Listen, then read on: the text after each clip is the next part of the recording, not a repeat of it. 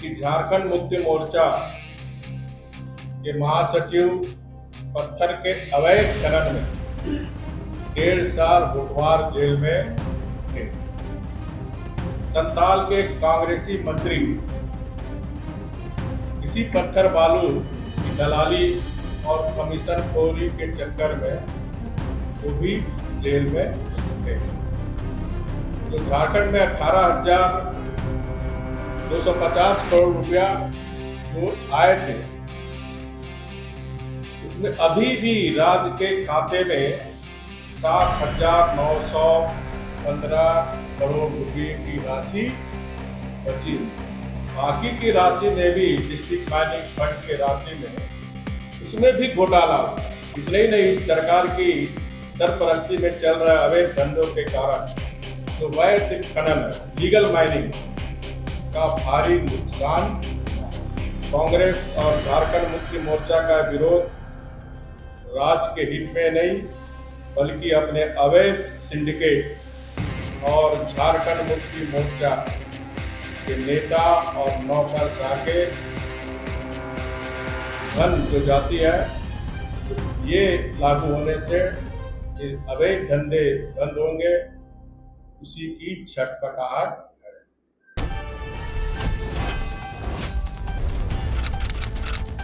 झारखंड के पूर्व मुख्यमंत्री और उड़ीसा के राज्यपाल रहे रघुवर दास ने आज बीजेपी प्रदेश कार्यालय में प्रेस वार्ता कर हेमंत सरकार पर जमकर निशाना साधा और साथ ही केंद्र के द्वारा जो MMDR संशोधन बिल लाया गया है उसके समर्थन में कहा कि केंद्र की सरकार राज्य के हित के लिए काम कर रही है।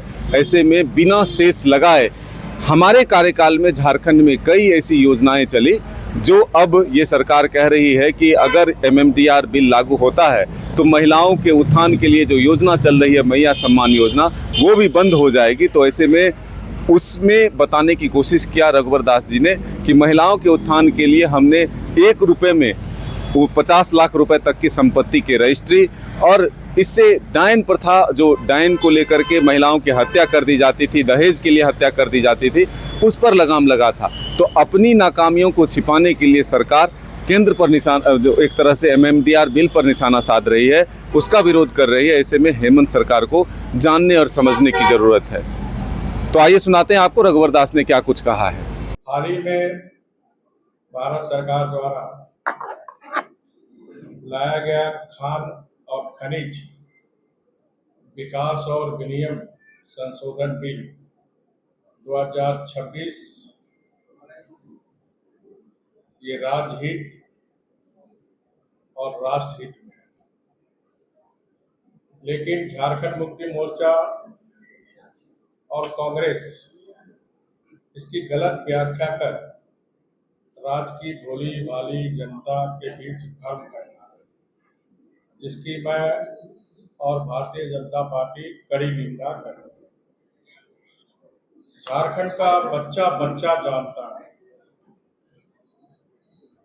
कि झारखंड मुक्ति मोर्चा कांग्रेस के संरक्षण में धनबाद, बोकारो, चतरा, हजारीबाग, साहेबगंज, दुमका, शिकारीपारा में कोयला, बालू, पत्थर सिंडिकेटों के द्वारा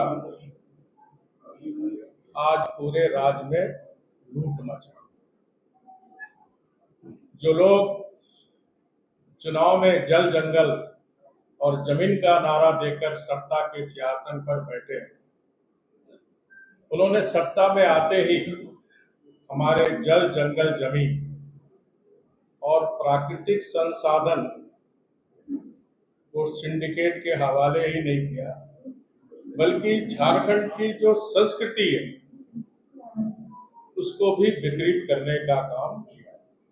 यानी हम कह सकते हैं झारखंड को लूटखंड इन 6 वर्षों में कांग्रेस, झारखंड मुक्ति मोर्चा और RJD के गठबंधन सरकार ने कर। और ये बातें मैं ऐसे ही नहीं कह रहा, ये सारी बातें जो मैं कह रहा हूँ आप सब प्रेस के बंधुओं ने ही समाचार पत्र में लगातार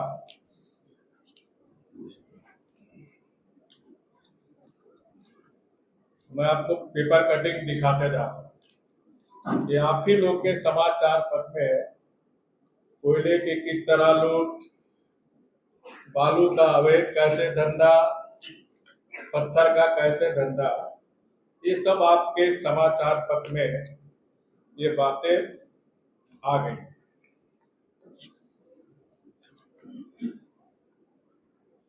और हम ये भी जानते हैं कि झारखंड मुक्ति मोर्चा के महासचिव पत्थर के अवैध खनन में 1.5 साल होटवार जेल में थे।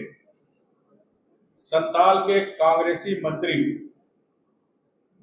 इसी पत्थर बालू की दलाली और कमीशन खोरी के चक्कर में वो भी जेल में थे।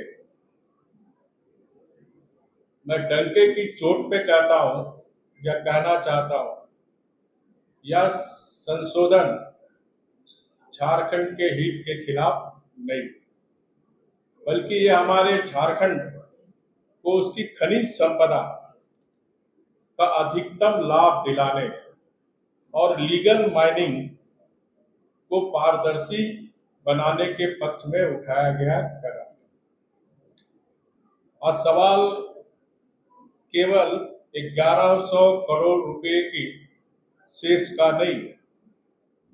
असल सवाल यह है, क्या हम वित्तीय अनिश्चितता, फिजिकल अनसर्टेनिटी का माहौल बनाकर राज्य में आने वाले बड़े निवेश, अधिक उत्पादन, रोजगार और औद्योगिक क्रांति का रास्ता रोक रहे हैं? जबकि हमारे मुख्यमंत्री आदरणीय हेमंत सोरेन जी विदेश से लेकर देश तक रोड शो किए और बड़े बड़े बातें समाचार पत्र में आए, कितने निवेश आने वाले, केवल 18,844 करोड़।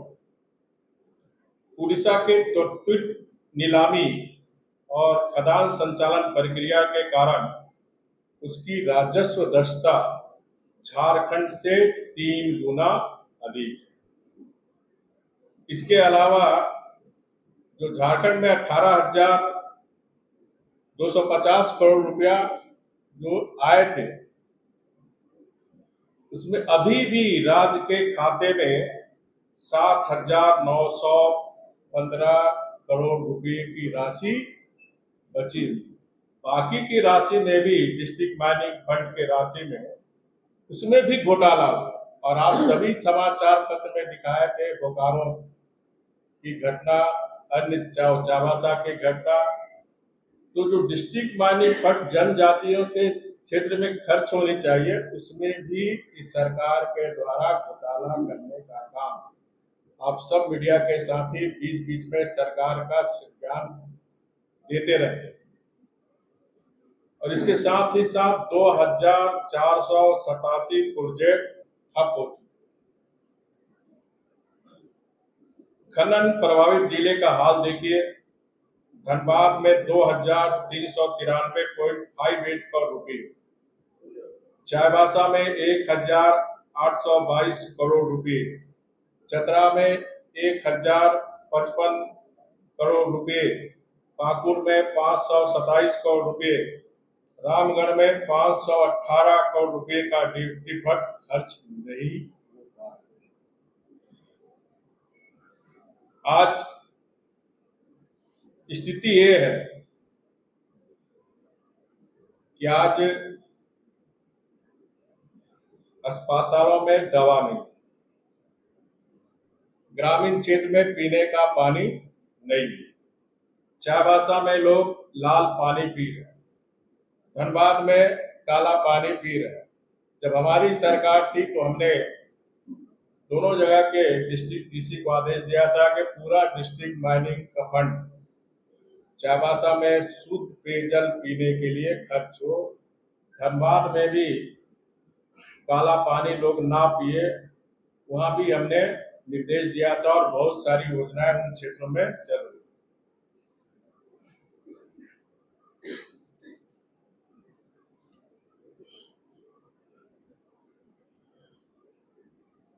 हमारा हमेशा से यह मानना रहा कि जनजाति समाज डिस्ट्रिक्ट माइनिंग फंड राज्य के वैध राजस्व की पूरी सुरक्षा होनी चाहिए। डिस्ट्रिक्ट माइनिंग फंड की खनन क्षेत्रों में स्वास्थ्य, शिक्षा आदि के मूलभूत आधारभूत संरचना पर खर्च की जानी चाहिए, लेकिन इस सरकार ने कुछ नहीं किया। और समाचार पत्र में आप दिखाते हैं साहिबगंज, जो मुख्यमंत्री के विधानसभा क्षेत्र का जिला है, मैंने समाचार पत्र में देखा था किस तरह हमारा आदिवासी संथाल समाज के लोग नाले का पानी, टीवी में भी मैंने देखा किस तरह एम्बुलेंस नहीं मिलने के कारण खाट में लोग मरीज को लेके जा रहे हैं, रास्ते में ही उनका देहांत हो रहा है। बहुत सी हमारी बहनें डिलीवरी दूर में रहने के कारण डिलीवरी में भी बच्चे जच्चे दोनों की मृत्यु हो जाए। अस्पतालों में उपकरण नहीं है, एम्बुलेंस नहीं है, जनता बुनियादी सुविधा के लिए तरस रही। इतने ही नहीं, इस सरकार की सरपरस्ती में चल रहे अवैध धंधों के कारण जो वैध खनन है, लीगल माइनिंग का भारी नुकसान हुआ है। वर्ष 2024-25 की पहली तिमाही अप्रैल जुलाई में जहां कोयले का उत्पादन लगभग 44 मिलियन टन था, तो मैं 24-25 का बात बता रहा हूं। 2025-26 की इसी अवधि में घटकर 37.25 मिलियन टन रहा।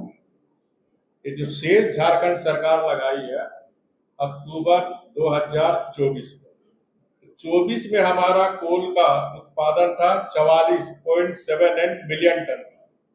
शेष लगाने के बाद 25-26 में ये घटकर 37.25 मिलियन टन आ गए।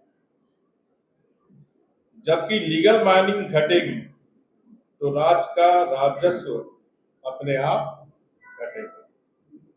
यदि लीगल माइनिंग आर्थिक रूप से सुदृढ़ होगी, सप्लाई चेन पारदर्शी होगी, तो अवैध माइंस का प्राइस इंडेक्स खत्म हो जाएगा। लीगल माइनिंग में रॉयल्टी, नीलामी, प्रीमियम, डिस्ट्रिक्ट माइनिंग फंड, रोजगार और डाउन स्ट्रीम उद्योग में जो आर्थिक गतिविधियां बढ़ेगी वह इस 1100 करोड़ से कहीं बड़ा इकोनॉमिक मल्टीपल्सर झारखंड को लाकर देगा। विगत 6 वर्ष में राज्य में 26 खदानों के पट्टे समाप्त हो गए। यदि सरकार पारदर्शी ढंग से नीलामी करती तो आज राज्य को अरबों रुपये की राशि रॉयल्टी और प्रीमियम मिलता है। अभी आयरन ओर में कोई भी ऑक्शन होगा तो उसमें प्रीमियम भी मिलेगा, रॉयल्टी भी मिलेगा और डिस्ट्रिक्ट माइनिंग फंड का भी राजस्व मिलेगा और स्थानीय युवाओं को रोजगार मिलता है और अवैध खनन पर अंकुश लगता है।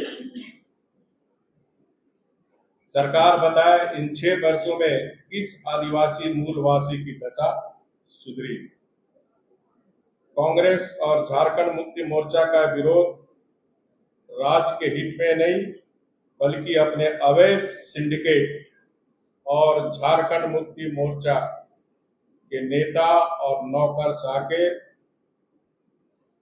धन जो जाती है, जो ये लागू होने से अवैध धंधे बंद होंगे, उसी की छटपटाहट है।